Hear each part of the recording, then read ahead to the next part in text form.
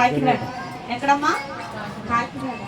కాకినాడలో ఉన్న సహోదరి ఇక్కడికి వచ్చి ధైర్యంగా దేవుడు చేసిన మేలుని బట్టి సాక్ష్యము చెప్పింది. ఎందుకొరకు? దేవుడు చేసిన మేలు మన మధ్య చెప్పింది వివరంగా. ఇంకా మనకి ఇంకా అనేక అద్భుతాలు అయినా చేయడానికి. దేవుని స్తోత్రం. తల్లిగారు అయితే మేము వెళ్ళామండి. స్టార్టింగ్ సహోదరి ఫోన్ చేసినప్పుడు చాలా భయపడుతూ వణుకుతూ, మీరు చెప్తే నమ్మరు, చాలా పీనంగా అయిపోయింది. బెంగ పెట్టేసుకుంది.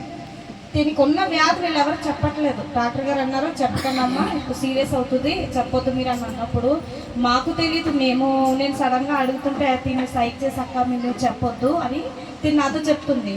నేను మామూలుగా అడిగాను, అమ్మాయి ఏంటి అంటే, ఏమో నాకు ఏమైందో తెలియట్లేదండి, నన్ను హాస్పిటల్ మాత్రం తిప్పుతున్నారు, నాకు ఏంటో చెప్పట్లేదు అని టెన్షన్ పెట్టేసుకుంది ఆవిడ. టెన్షన్ పెట్టుకుందామా, నువ్వు ధైర్యంగా ఉండు, దేవుడు నేను స్వస్థపరుస్తాడు, నీకు ఏదైనా దేవుడే చూసుకుంటాడు, చనిపోయిన వారిని లేవనెత్తవాడు ఆయనే. దేవుని స్తోత్రం. తల్లి గారికి దాసుడు చెయ్య కూడా వేయలేదండి. ఇలా హస్తం వేసి ఇలా ప్రార్థన చేసినప్పుడు ఈమెలోని ప్రభావము ఎవరిలోనికి వచ్చింది? ఈమెలోనికి వచ్చింది.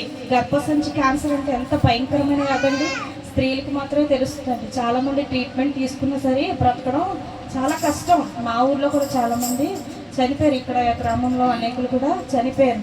ఆ యొక్క గర్భసంచి క్యాన్సర్ నుంచి ఆ రోజు రిపోర్ట్స్ ఏంటంటే, మీరు రెండమ్మా మీకు రిపోర్ట్స్ ఇస్తామని చెప్పినప్పుడు పాస్టర్ గారితో ప్రార్థన చేయించుకొని వెళ్ళిన మర్నాడు రిపోర్ట్స్ అన్నీ కూడా ఏమైపోయినాయి? నార్మల్ రిపోర్ట్స్గా మార్చిపడ్డాయి. దేవుని స్తోత్రం. దేవుడి పట్ల చాలా అద్భుతమైన కార్యం చేశాడండి. మరి మన పట్ల చేయడండి, చేస్తాడా?